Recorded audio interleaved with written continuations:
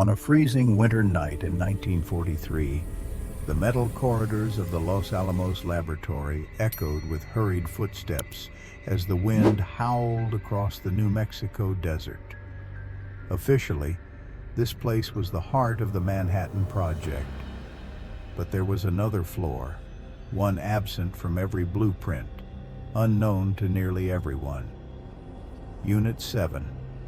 No sign at the entrance, no record in the files. Only 3 people worked there.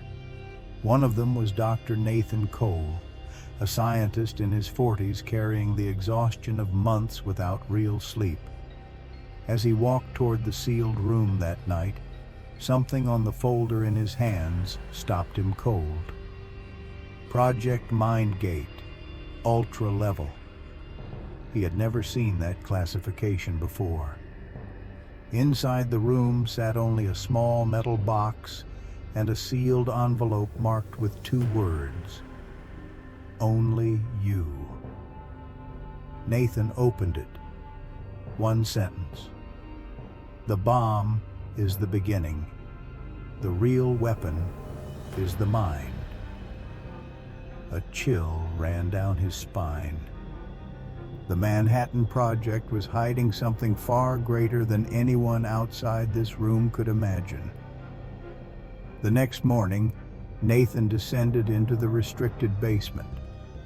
What he found looked nothing like a lab. Antenna-like devices lined the walls, strange symbols were carved into metal plates, and in the center stood a half-dome capsule. Stamped on its side, EM Tripod Neural Inductor, Model 1. Unit Chief Dr. Alden Pierce didn't even look up as he spoke. "Welcome, Nathan. The atomic bomb is no longer our top priority." Nathan frowned. "We're in the middle of a world war." Pierce slid a file toward him. "You can stop an enemy from building a bomb, but can you stop them from thinking?" Inside the file were disturbing photographs.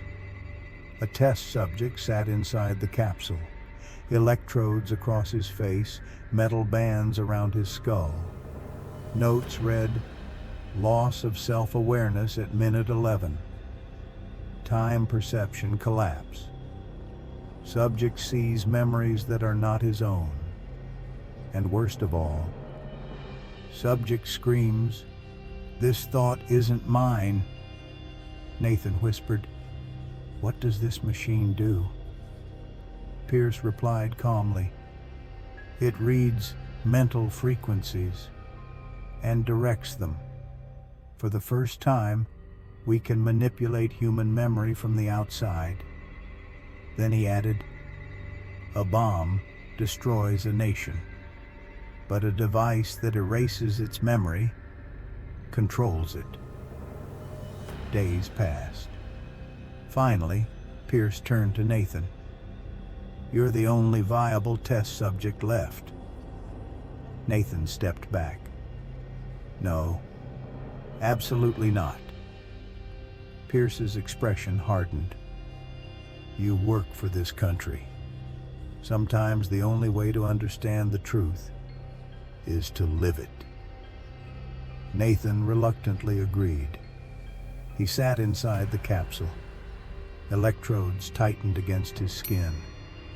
When the machine activated, a crack tore through his mind, like his memories were breaking apart.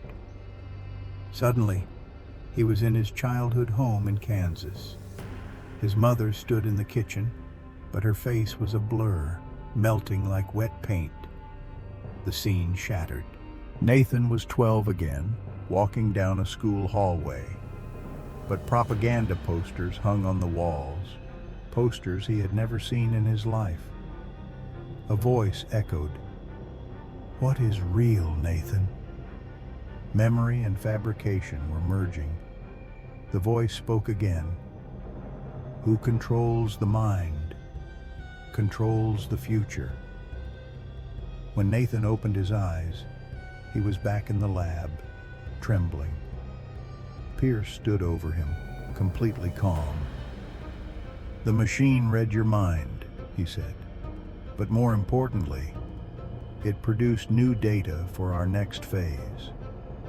Nathan shouted, "This is unethical." Pierce answered coldly, "Does the atomic bomb have ethics?"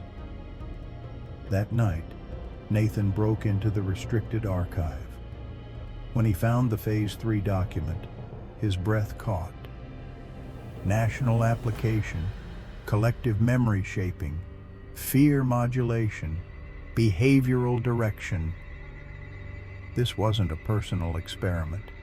It was a plan to rewrite the mind of an entire nation. When the Manhattan Project ended in 1945, Nathan disappeared. The official record said heart failure, but everyone whispered the same thing. He knew too much. In 2023, a sealed file resurfaced in the U.S. National Archives. Mindgate, confidential, 1943 to 1945. Inside was a 4-second audio clip. Nathan's voice, shaking, broken. Mind control wasn't the project. It was the beginning.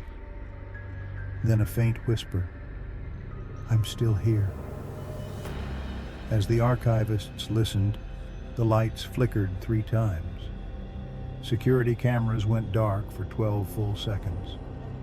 By morning, the file was resealed, but someone leaked a copy online, and people began asking, did the real bomb explode in Hiroshima or in America's mind?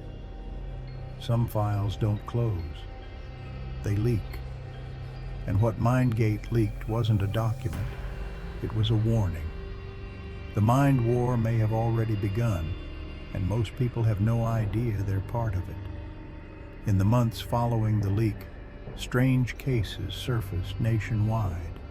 People waking with memories belonging to others, families reporting synchronized dreams, and entire towns experiencing the same low-frequency hum at dawn. Archivists claimed the sealed basement door in D.C.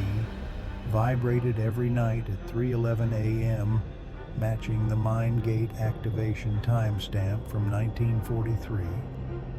And slowly, almost imperceptibly, the hum spread, city to city, like the project was testing who could hear it and who would respond.